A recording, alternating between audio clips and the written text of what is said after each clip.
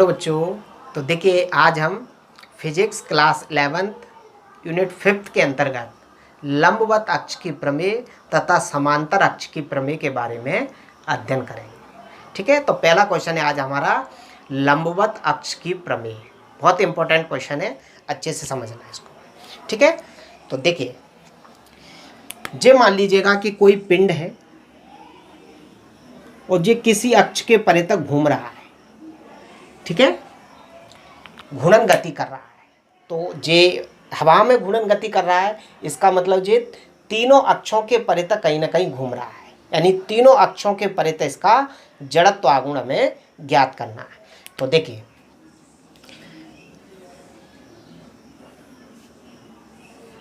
ये तो हो जाएगी हमारी एक्स अक्ष, ये होगी वाई अक्ष और ये कहलाएगी जेड अक्ष। जेड अक्ष दोनों के एक्स और वाई के लंबवत होती है जेड अक्ष। ठीक है, ये जो पिंड है ये छोटे छोटे बहुत सारे कणों से मिलकर बना है, समझ गए ना। चलिए एक्स अक्ष के परे तक पूरे पिंड का जो जड़त्व आघूर्ण आएगा उसको लिखेंगे हम आई एक्स। इसका मतलब है पूरे पिंड का एक्स अक्ष के परे तक जड़त्व आघूर्ण। वाई अक्ष के परे तक पूरे पिंड का जड़त्व आघूर्ण आएगा उसको लिखेंगे आई वाई, और जेड अक्ष के परे तक जड़त्व आघूर्ण आएगा उसको लिखेंगे आई जेड। ठीक है, ये पिंड छोटे छोटे बहुत सारे कणों से मिलकर बना है। हम किसी एक कण की कल्पना कर रहे हैं। पहले क्या करेंगे, हम एक कण का जड़त्व आघूर्ण ज्ञात करेंगे। पूरे पिंड का जड़त्व आघूर्ण ज्ञात करने के लिए सभी कणों के जड़त्व आघूर्णों को जोड़ देंगे। ठीक है, तो मान लीजिए पिंड छोटे छोटे बहुत सारे कणों से मिलकर बना है। मान लीजिए ऐसा एक कण है, वो इसको हम यहाँ भी मान सकते हैं, इधर भी मान सकते हैं, इधर भी मान सकते हैं। ठीक है, मैं उसको यहाँ पर मान ले रहा हूँ। माना ऐसा एक कण है जिसका नाम है P और इस कण का द्रव्यमान है वो है स्मॉल m। ये जो कण P है इसकी कुछ दूरी x अक्ष से भी होगी। देखिए x अक्ष से इसकी ये दूरी हो गई, कुछ दूरी इसकी y अक्ष से होगी। तो देखिए ये y अक्ष है, तो y अक्ष से इसकी दूरी कितनी होगी, ये मानी जाएगी। तीसरी अक्ष z अक्ष है जो बोर्ड के लंबवत बाहर की तरफ है, तो तीसरी अक्ष मतलब z अक्ष से जो दूरी है वो इसकी दूरी j मान ली जाएगी। तो उस दूरी को मान रहा हूं मैं j। ठीक है, देखिए x अक्ष से जो उसकी दूरी है वो j है, x अक्ष से। y अक्ष से जो दूरी है वो j हो गई, और z अक्ष से जो दूरी है वो j है। देखिए जो x अक्ष से दूरी है वो कौन सी अक्ष पर ली गई है, y अक्ष पर। जो x अक्ष से इसकी जो दूरी है वो कौन सी अक्ष पर ली गई है, y अक्ष पर, इसलिए इसको हम y मानेंगे। कौन सी दूरी मानेंगे, x अक्ष से जो कण की दूरी है वो y दूरी है। ठीक है, y अक्ष से इसकी जो दूरी है, देखिए ये y अक्ष है और ये कण है, इसकी y अक्ष से जो दूरी है, लेकिन ये दूरी कौन सी अक्ष पर ली गई है, x अक्ष पर, इसलिए इसको हम x मानेंगे। ठीक है, तीसरी अक्ष कौन सी है, z अक्ष। z अक्ष से इसकी जो दूरी है इसको मैं r मान ले रहा हूँ, z भी मान सकते हैं। ठीक है, ये तो हमने माना है इसलिए ये सब चीजें तो हट जाएंगी, इनकी जगह कोई दूसरी वैल्यू आएगी। तो z अक्ष से जो दूरी है उसको मैंने r मान लिया है। क्लियर।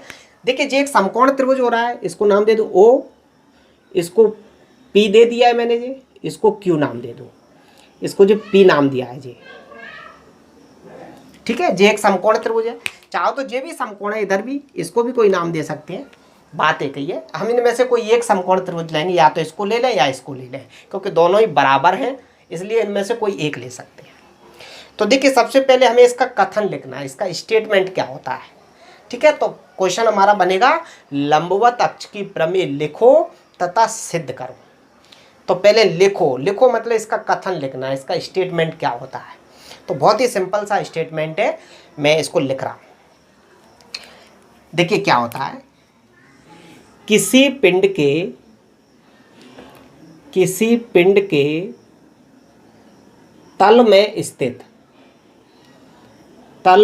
स्थित दो परस्पर लंबवत अक्षों के परितः पिंड के जड़त्व आघूर्णों का योग तीसरी अक्ष के परितः पिंड के जड़त्व आघूर्ण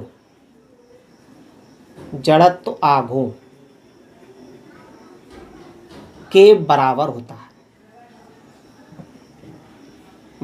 होता है जो दोनों अक्षों के परस्पर लंबवत होती है तथा उनके कटान बिंदु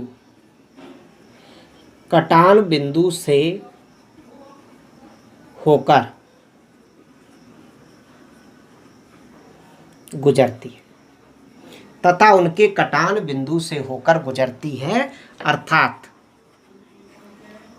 मैं यही लिख रहा हूं आई जेड बराबर I X plus I Y.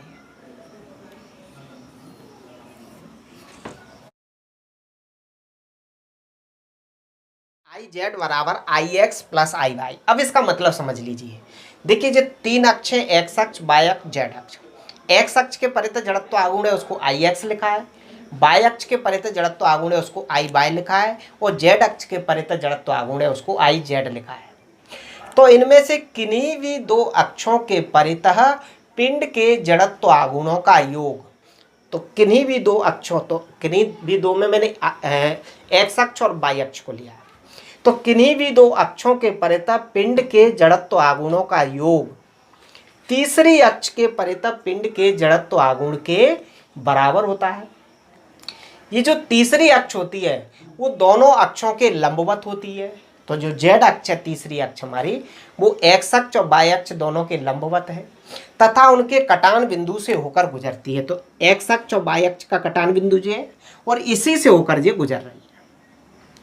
ठीक है। तो किसी पिंड के तल में स्थित दो परस्पर लंबवत अक्षों के परितः पिंड के जड़त्व आघूर्णों का योग तीसरी अक्ष के परितः पिंड के जड़त्व आघूर्ण के बराबर होता है, जो दोनों अक्षों के लंबवत होती है तथा उनके कटान बिंदु से होकर गुजरती है। ठीक है।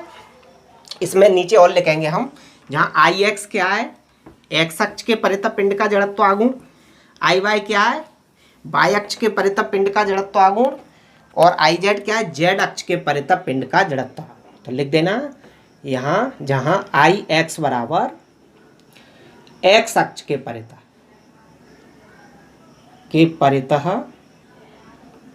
पिंड का जड़त्व आघूर्ण, पिंड का जड़त्व। ठीक है। आई वाई क्या हो जाएगा, वाई अक्ष के परितः पिंड का जड़त्व। ठीक है। और आई जेड क्या हो जाएगा, जेड अक्ष के परितः पिंड का जड़त्व आघूर्ण।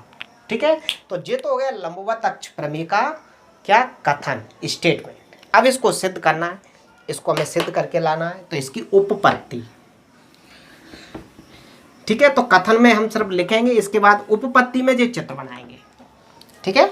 ये चित्र हम कहाँ बनाएंगे, उपपत्ति में, जब फॉर्मूला ड्राइव करेंगे।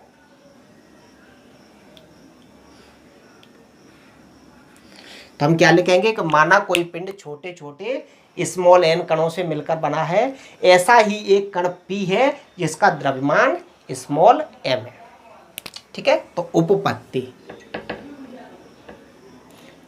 का मतलब प्रूफ। ठीक है। तो माना कोई पिंड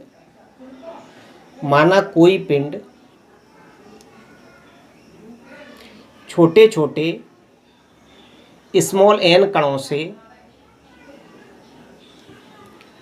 मिलकर बना है,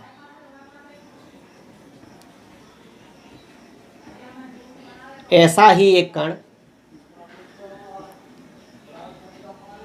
कण P है जिसका द्रव्यमान स्मॉल है, जिसका द्रव्यमान स्मॉल m है। ठीक है। तब अब देखिए, पहले हम क्या करेंगे, इस कण का एक्स अक्ष के परितः जड़त्व आघूर्ण निकालें इसी कण का। ठीक है, तो पहले जड़त्व आघूर्ण ज्ञात करने के लिए हमें पहले इस कण की एक्स अक्ष से दूरी मालूम होना चाहिए। तो दूरी कितनी है, बाय। ठीक है, तो देखिए कैसे करेंगे। लाइन टू लाइन लिखना, कण P का नहीं, कण P की एक्स अक्ष से दूरी, एक्स अक्ष से दूरी बराबर कितनी दी है, बाय। देखिए ये जो कण P है, कण P की एक्स अक्ष से कितनी दूरी है, बाय। जे एक्स अक्ष है, इससे दूरी कितनी है, बाय। ठीक है, इसलिए कण P का एक्स अक्ष के परितः जड़त्व आघूर्ण, जड़त्व आघूर्ण बराबर, जड़त्व आघूर्ण क्या होता है, द्रव्यमान इंटू दूरी का वर्ग। तो इस कण का द्रव्यमान कितना है, m, और दूरी कितनी है, बाय। तो क्या आ जाएगा, m/2। ठीक है, इस अकेले कण का एक्स अक्ष के परितः जड़त्व आघूर्ण इतना आया है।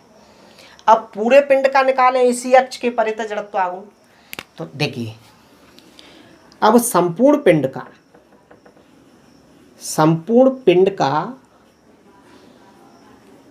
एक्स अक्ष के परितः जड़त्व आघूर्ण कितना हो जाएगा, पूरे पिंड का निकाल रहे हैं, एक्स अक्ष के परितः जड़त्व आघूर्ण। जब पूरे पिंड का निकालेंगे तो इसको लिखेंगे हम Ix बराबर, देखिए एक कण का कितना आया था, m/2। पूरे पिंड का निकाल रहे हैं तो सभी कणों के जड़त्व आघूर्णों को जोड़ देंगे। तो जोड़ने के लिए हम क्या कर देंगे, यहाँ पर समीशन लगा देंगे। इसका मतलब ये हो गया कि एक्स अक्ष के परितः पूरे पिंड का जड़त्व आघूर्ण, क्योंकि ये क्या है, सभी कणों के जड़त्व आघूर्णों का योग। एक कण का जड़त्व आघूर्ण m/2 और जिस सिग्मा लगा दिया, इसका मतलब सभी कणों के जड़त्व आघूर्णों का योग। और जब सभी कणों के जड़त्व आघूर्णों को जोड़ देंगे तो पूरे पिंड का एक्स अक्ष के परितः जड़त्व आघूर्ण आ जाएगा। ठीक है, तो ये तो हमने एक्स अक्ष के परितः निकाला, इसको हम समीकरण नंबर 1 दे दें। अब क्या करेंगे, बिल्कुल ऐसे ही बाह्य अक्ष के परितः निकालेंगे। तो इसी प्रकार बिल्कुल सिस्टोमेटिक वैसे ही निकालेंगे। इसी प्रकार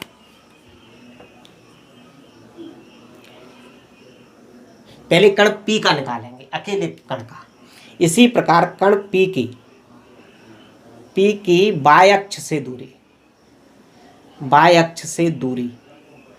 कितनी है, बाह्य अक्ष से कण P की दूरी। देखिए बाह्य अक्ष हमारी जे है और कण P जे है, तो दूरी कितनी हुई, x हुई। तो बाह्य अक्ष से दूरी बराबर है x।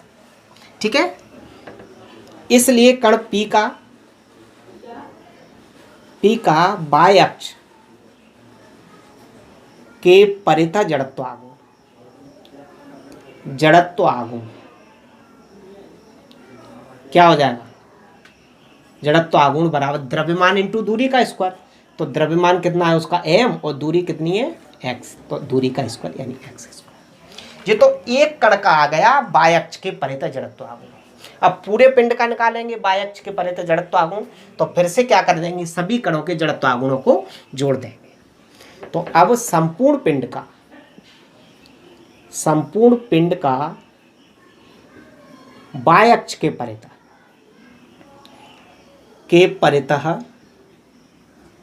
जड़त्व आघूर्ण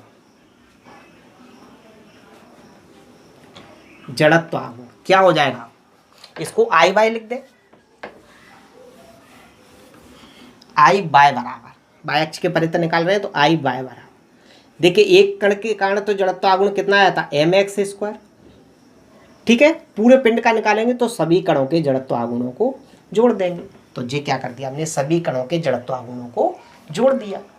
सिग्मा का मतलब क्या है, सभी कणों के जड़त्व आघूर्णों का योग हो गया। इसको समीकरण नंबर 2। अब क्या करेंगे, इसी प्रकार z अक्ष के परितः निकालेंगे।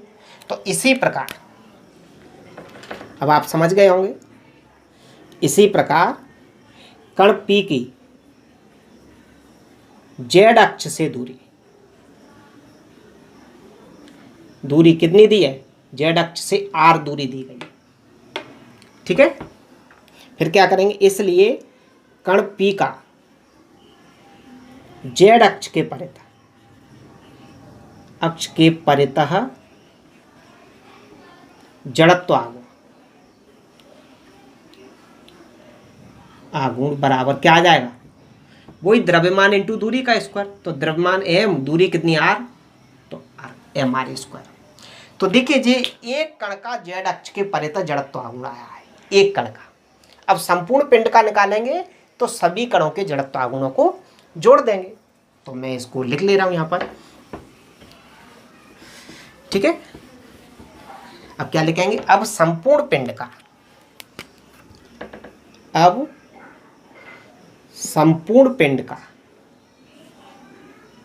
का जेड अक्ष के परितः जड़त्व आघूर्ण। तो इसको हम क्या लिखेंगे, आई जेड लिख दें। तो आई जेड बराबर क्या हो जाएगा, देखिए एक कण का जड़त्व आघूर्ण कितना आया था, mr स्क्वायर। संपूर्ण पिंड का निकालेंगे तो क्या हो जाएगा, सभी कणों के जड़त्व आघूर्णों को जोड़ देंगे। तो अब ये संपूर्ण पिंड का जेड अक्ष के परितः जड़त्व आघूर्ण ज्ञात हो गया। इसको समीकरण नंबर 3। कोई दिक्कत यहां तक? अब देखिए, आपको इसमें एक समकोण त्रिभुज दिखाई दे रहा है, जे ओ क्यू पी में ले लें इसको। अब समकोण त्रिभुज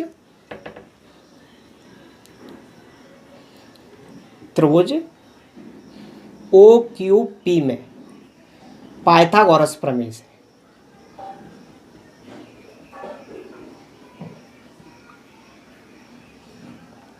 आप सभी जानते हैं पाइथागोरस प्रमेय क्या होती है, कण का वर्ग शेष दो भुजाओं के वर्गों के योग के बराबर होता है।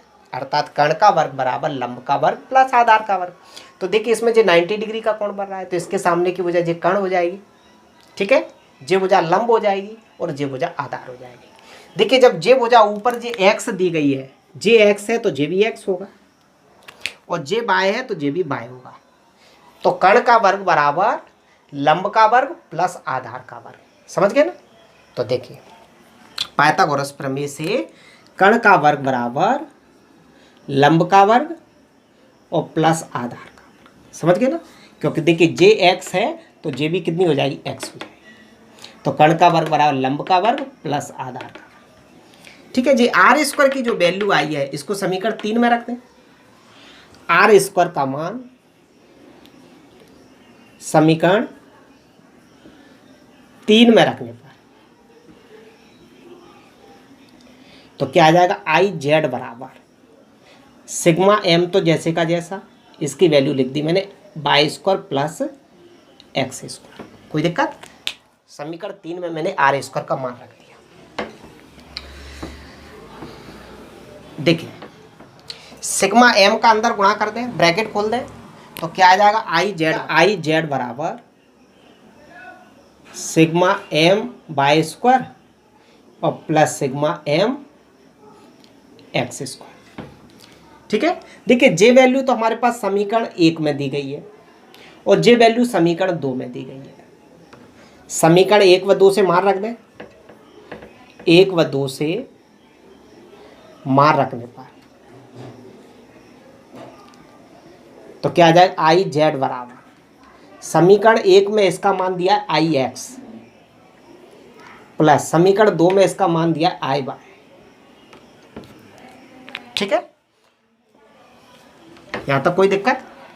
यदि आपको कोई दिक्कत नहीं है तो देखिए यही हमारी लंबवत अक्ष की प्रमेय जो हमने सिद्ध की है, यही लंबवत अक्ष की प्रमेय, ठीक है। लंबवत अक्ष की प्रमेय इसको क्यों बोलती हैं, क्योंकि इसमें सभी अक्ष एक दूसरे के लंबवत होती हैं, यानी एक्स अक्ष, वाई अक्ष और जेड अक्ष सभी एक दूसरे के लंबवत है। कुछ इस प्रकार से, जैसे देखिए जे हो गई एक्स अक्ष, जे हो गई वाई अक्ष और जे तीसरी जेड अक्ष, कुछ इस प्रकार से, समझ गए ना। एक को एक्स मान लो, एक को वाई और एक को जेड, तो जे हमारी क्या हो गई, सभी अक्ष लंबवत, इसलिए इसको हम क्या बोलते हैं, लंबवत अक्ष की प्रमेय। तो देखिए अब आता है हमारा अगला प्रश्न, समांतर अक्ष की प्रमेय, ठीक है। तो हमारा क्वेश्चन होगा समांतर अक्ष की प्रमेय लिखो तथा सिद्ध करो। ठीक है, सबसे पहला हमारा इसमें क्वेश्चन बनता है कि इस प्रमेय को समांतर अक्ष की प्रमेय क्यों कहते हैं। तो इसको समांतर अक्ष की प्रमेय इसलिए कहते हैं क्योंकि इसमें जो भी अक्ष दी जाएंगी वो एक दूसरे के समांतर हो। ठीक, इससे पहले क्वेश्चन में सभी अक्ष एक दूसरे के लंबवत थी, इसलिए उसको लंबवत अक्ष की प्रमेय बोलते थे। इसमें सभी अक्ष एक दूसरे के समांतर होंगी, इसलिए इसको समांतर अक्ष की प्रमेय कहते हैं। ठीक है, तो देखिए पहले हम समझेंगे। मान लीजिएगा कि ये कोई पिंड है, ये छोटे छोटे बहुत सारे कणों से मिलकर बना है। ठीक है, फॉर एग्जाम्पल इस पिंड का द्रव्यमान, पूरा द्रव्यमान इस बिंदु पर केंद्रित है, तो इसलिए इसको हम क्या बोलेंगे, द्रव्यमान केंद्र। ठीक है, जिसको हम सीएम नाम दे रहा हूं मैं, सीएम मतलब सेंटर ऑफ मास, द्रव्यमान केंद्र। अब इस केंद्र से होकर जो अक्ष गुजरेगी उसको बोलेंगे द्रव्यमान केंद्र से होकर जाने वाली अक्ष, ये द्रव्यमान केंद्र। तो इसी को दे दे रहा हूं मैं सी और एम। ये कौन सी अक्ष हो गई, सीएम। सीएम का मतलब है द्रव्यमान केंद्र से होकर गुजरने वाली अक्ष। ठीक, ये बिल्कुल द्रव्यमान केंद्र से होकर जा रही है। एक दूसरी अक्ष और है जो किसी भी बिंदु से होकर जा रही है, इस अक्ष को नाम दे रहा हूं मैं ए बी। तो ए बी अक्ष और सीएम अक्ष दोनों एक दूसरे के समांतर हैं, इसलिए इस प्रमेय का नाम है समांतर अक्ष की प्रमेय। अब ये दोनों अक्ष एक दूसरे के समांतर हैं, तो इनके बीच की दूरी हर बिंदु पर एक समान होगी।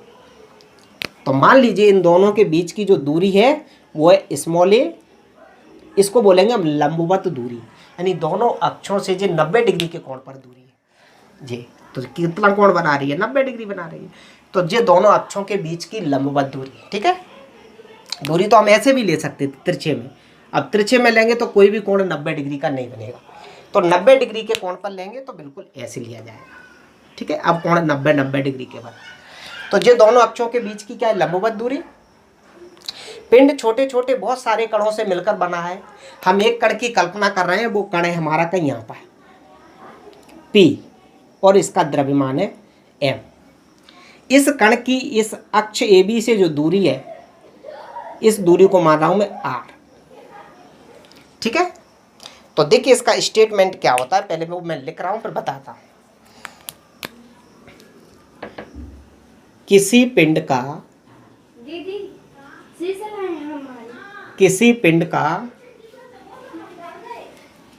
किसी अक्ष के परितः, किसी पिंड का किसी अक्ष के परितः जड़त्व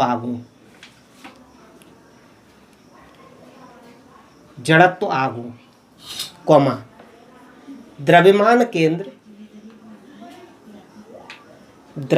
केंद्र से गुजरने वाली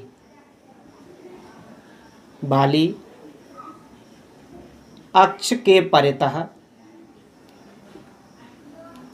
जड़त्व आघूर्ण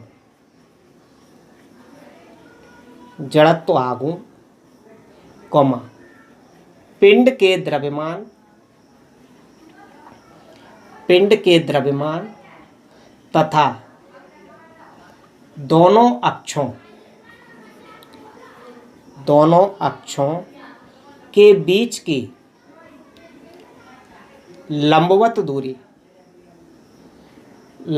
दूरी के वर्ग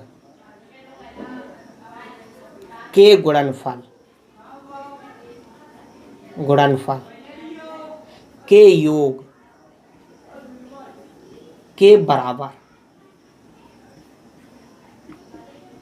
होता है। अर्थात IAV बराबर, IAV का मतलब है AB अक्ष के परितः पिंड का जड़त्व आघूर्ण। ICM, CM का मतलब है द्रव्यमान केंद्र से होकर गुजरने वाली अक्ष के परितः जड़त्व आघूर्ण। M क्या है, पूरे पिंड का द्रव्यमान। M क्या है, पूरे पिंड का द्रव्यमान। ठीक है, A क्या है, दोनों अक्षों के बीच की लंबवत दूरी। तो देखिए अब इसका स्टेटमेंट क्या होता है, किसी पिंड का किसी अक्ष के परितः जड़त्व आघूर्ण। ठीक है, द्रव्यमान केंद्र से गुजरने वाली अक्ष के परितः जड़त्व आघूर्ण, पिंड के द्रव्यमान तथा दोनों अक्षों के बीच की लंबवत दूरी ए, दोनों अक्षों के बीच की लंबवत दूरी के वर्ग, दोनों अक्षों के बीच की लंबवत दूरी के वर्ग, तो वर्ग कर दिया, वर्ग के गुणनफल, तो दोनों का गुणा कर दिया, तो गुणनफल के योग, तो दोनों का योग के बराबर होता है, बराबर होता है।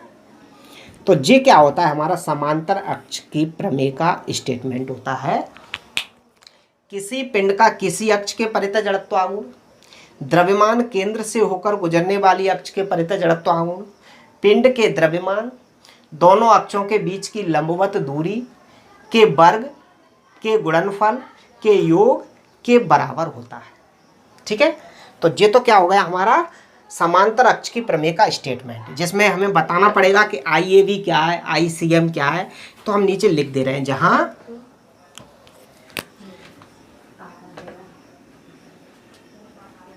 IAB अक्ष AB के परितः पिंड का जड़त्व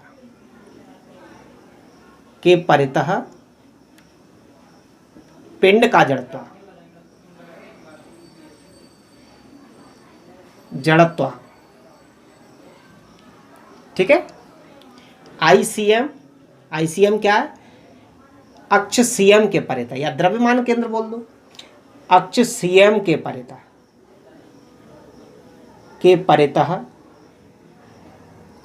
पिंड का जड़त्व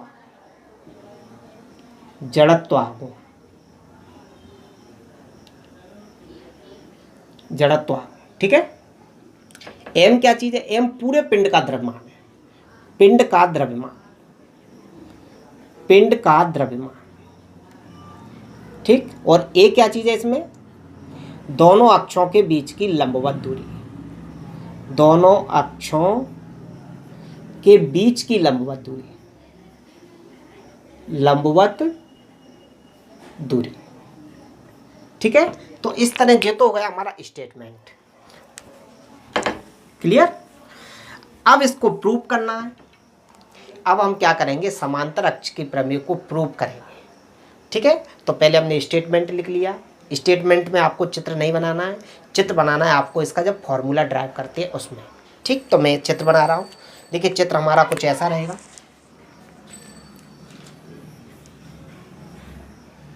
मान लीजिए ये कोई पिंड है, छोटे छोटे बहुत सारे कणों से मिलकर बना है। ठीक, ये कोई अक्ष है, मैं समझता हूँ ये अक्ष है AB। यहाँ पर कहीं पिंड का द्रव्यमान केंद्र है, तो ये हो जाएगी द्रव्यमान केंद्र से होकर जाने वाली अक्ष CM। ठीक, दोनों अक्षों के बीच की जो लंबवत दूरी है उसको मैं स्मॉल a मान रहा हूँ। दोनों अक्ष एक दूसरे के समांतर हैं, तो उनके बीच की दूरी हर स्थान पर समान होगी। अक्ष CM से कुछ दूरी पर कोई बिंदु P लिया गया है जिसका द्रव्यमान स्मॉल m है। जे अक्ष CM से जितनी दूरी पर लिया गया है उस दूरी को मान ले रहा हूँ मैं R। ठीक है, तो हमें एक ऐसा चित्र बनाना है। ठीक, तो इसी बात को मैं लिख रहा हूँ। माना कोई पिंड छोटे छोटे स्मॉल n कणों से मिलकर बना है। ऐसा ही एक कण P है। ठीक है, यहाँ पर उपपत्ति लिख लेना, उपपत्ति जो हम प्रूव कर रहे हैं। ऐसा ही एक कण P है, एक कण P है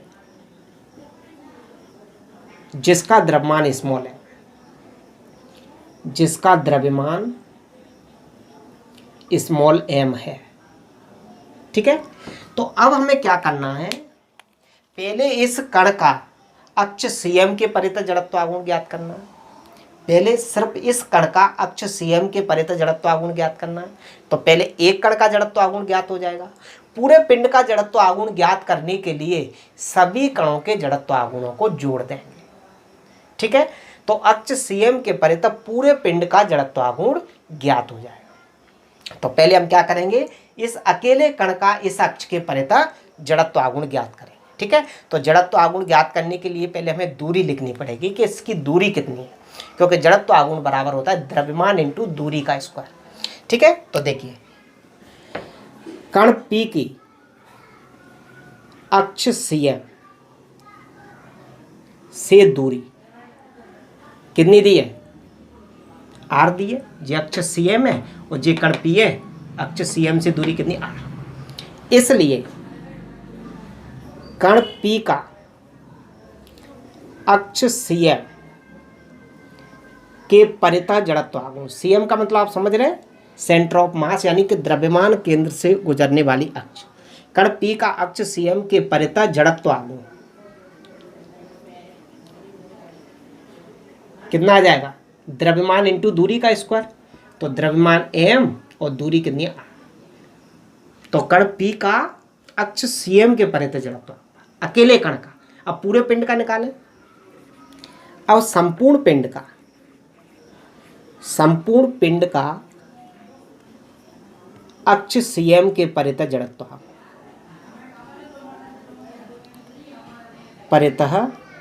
आघूर्ण।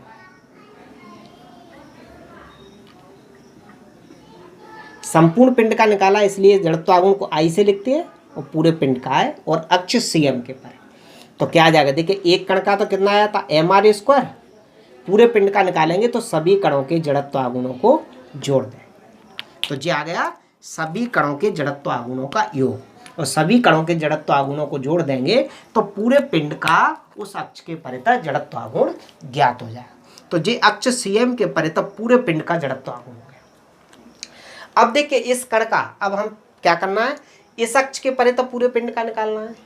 तो इस अक्ष के परितः पहले सिर्फ इस कण का निकालेंगे और फिर पूरे पिंड के लिए सभी कणों के जड़त्व आघूर्णों को जोड़ देंगे। तो देखिए इसी प्रकार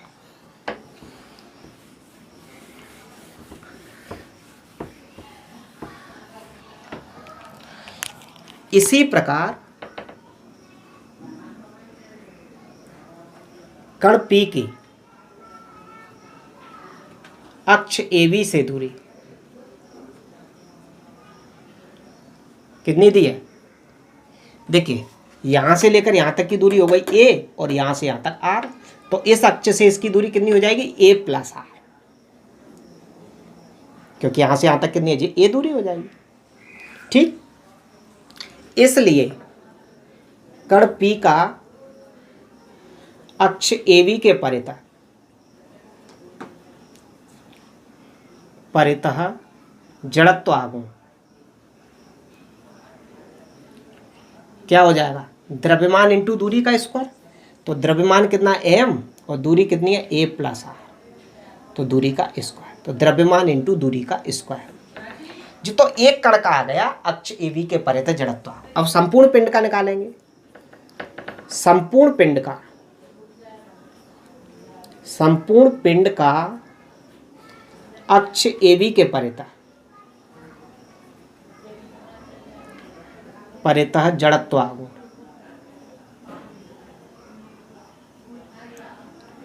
IAB बराबर, AB का मतलब है AB अक्ष के परितः, I का मतलब जड़त्व आघूर्ण। क्या हो जाएगा, देखिए एक कण का तो कितना आया था, ये तो आया एक कण का जड़त्व आघूर्ण। संपूर्ण पिंड का निकालेंगे तो सभी कणों के जड़त्व आघूर्णों को जोड़ दें। ठीक है यहाँ तक। अब देखिए इसको हम समीकरण 2 अभी नाम दे नहीं रहे क्योंकि इसको हम और सॉल्व करेंगे, क्योंकि इसको और सॉल्व कर सकते हैं। कैसे करेंगे, इसको A प्लस R है का होल स्क्वायर है, तो इसको A प्लस B के होल स्क्वायर से खोल दें। तो खोलेंगे तो क्या हो जाएगा, देखिए IAB बराबर जैसे का जैसा सिग्मा M जैसे का जैसा। इसको A प्लस B के होल स्क्वायर से खोलेंगे तो क्या होता है, A square plus B square plus 2AB। तो A square plus B square और प्लस के 2AB, समझ गए ना। A की जगह तो A है, B की जगह R है। ठीक, तो IAB बराबर सिग्मा M का अंदर गुणा कर दे तो क्या हो जाएगा, sigma MA square plus sigma MR square और प्लस सिग्मा M2AR। ठीक है, सिग्मा M का क्या कर दिया हमने, अंदर गुणा कर दिया। देखिए इसमें जो नियतांक है उसको बाहर निकाल दो सिग्मा से। तो क्या क्या नियतांक है आप देखेंगे। तो देखिए एक तो ए नियतांक है। ए क्या है, दोनों अक्षों के बीच की लंबवत दूरी, तो वो हर बिंदु पर एक समान रहेगी, तो ए का मान नहीं बदलेगा। जब जब पिंड घूर्णन गति करेगा तो दोनों अक्षों के बीच की जो दूरी है वो चेंज नहीं होगी, तो ए क्या हो गया, नियत हो गया। तो नियतांक को बाहर निकाल देंगे, तो ए तो आ जाएगा बाहर, तो जो हो जाएगा ए स्क्वायर और जी सिग्मा एम स्मॉल एम, ठीक है, प्लस इसमें कुछ भी नियतांक नहीं है क्योंकि m क्या, एक कण का द्रव्यमान, और जैसे जैसे कण जुड़ते जाएंगे, ये सिग्मा लगा हुआ है, जैसे जैसे कण जुड़ते जाएंगे द्रव्यमान बढ़ता जाएगा, तो स्मॉल m नियतांक नहीं है। r क्या है, कणों की घूर्णन अक्ष से दूरी, तो कणों की घूर्णन अक्ष से दूरियां अलग अलग होगी। देखिए कोई कण यहाँ पर है तो घूर्णन अक्ष से इसकी दूरी जे हुई, कोई कण यहाँ पर है तो घूर्णन अक्ष से दूरी जे होगी, कोई कण यहाँ पर है तो घूर्णन अक्ष से दूरी जे होगी, कोई कण यहाँ पर है तो घूर्णन अक्ष से दूरी जे होगी। तो r का मान अलग अलग कणों के लिए अलग अलग होगा, इसलिए r नियतांक नहीं है। प्लस यहाँ पर 2 और a दोनों नियतांक है, तो ये दोनों क्या हो जाएंगे, बाहर आ जाएंगे, अंदर क्या रहेगा, mr। समझ गए ना। चलिए देखिए आई ए बी बराबर ए स्क्वायर। देखिए m का मतलब क्या है, स्मॉल m का मतलब है एक कण का द्रव्यमान, सिग्मा लगा है इसका मतलब सभी कणों के द्रव्यमानों का योग, और सभी कणों के द्रव्यमानों को यदि जोड़ देंगे तो पूरे पिंड का द्रव्यमान आ जाएगा। तो इसको हम ऐसा लिख सकते हैं, सिग्मा m बराबर कैपिटल M। समझ गए ना, छोटे छोटे कणों के द्रव्यमानों को यदि जोड़ दिया जाएगा पूरे पिंड के तो पूरे पिंड का द्रव्यमान आ जाएगा। तो सिग्मा m बराबर पूरे पिंड का द्रव्यमान, तो इसकी जगह मैंने क्या लिख दिया, कैपिटल M। प्लस देखिए जे वैल्यू हमें समीकरण 1 में दी गई है, समीकरण 1 में इसकी वैल्यू कितनी है, ICM, तो इसकी जगह क्या लिख दूं मैं, ICM। ठीक है, ये कहाँ पर दिया है हमें, समीकरण 1 में, ICM बराबर MR स्क्वायर। ठीक है, प्लस इसका मान होगा 0। क्यों 0 होगा, क्योंकि देखिए कुछ कण इस अक्ष के ऊपर भी स्थित होंगे। जैसे सपोज कीजिएगा कि कोई वस्तु है, कोई पिंड है, कोई गोला है या बॉल है, बॉल समझ लीजिए। अब बॉल का द्रव्यमान केंद्र क्या होगा, उसके अंदर होगा किसी बिंदु पर, और उस बिंदु से होकर एक अक्ष निकालेंगे। मान लीजिए उसके अंदर कोई तार हम डाल दें अंदर, तो तार क्या होगा, कुछ बिंदुओं को प्रतिच्छेद करता हुआ जाएगा, यानी कि कुछ बिंदु उस तार के ऊपर स्थित थे या स्थित है, तो कुछ बिंदुओं की जो तार से जो दूरी है वो 0 होगी, क्योंकि वो तो बिल्कुल अक्ष पर ही स्थित है। ठीक है, तो उनका जड़त्व आघूर्ण क्या होगा, 0 होगा, इसलिए इसका मान क्या हो जाएगा, 0 हो जाएगा। तो इसको मैं क्या लिख दे रहा हूँ, 0। ठीक है, ये वे बिंदु हैं जो द्रव्यमान केंद्र से गुजरने वाली अक्ष पर स्थित है। तो द्रव्यमान केंद्र से होकर गुजरने वाली अक्ष से उनकी दूरी कितनी होगी, 0, इसलिए उनका जड़त्व आघूर्ण भी 0 होगा। इसको और हम एक लाइन सॉल्व करेंगे, तो आई ए बी बराबर, इसको पहले लिख दे, ICM प्लस MA स्क्वायर। ठीक है, तो यही हमारी समांतर अक्ष की प्रमेय। यहाँ पर जे भी लिख देना, सिग्मा MR बराबर 0। जब सिग्मा MR का मान 0 होगा और इससे गुणा होगा तो जो पूरे ही 0 हो जाएगा। ठीक है, तो इस तरह नीचे लिख देंगे, यही अब समांतर अक्ष की प्रमेय। तो ये क्वेश्चन हमारे यहाँ पर समाप्त।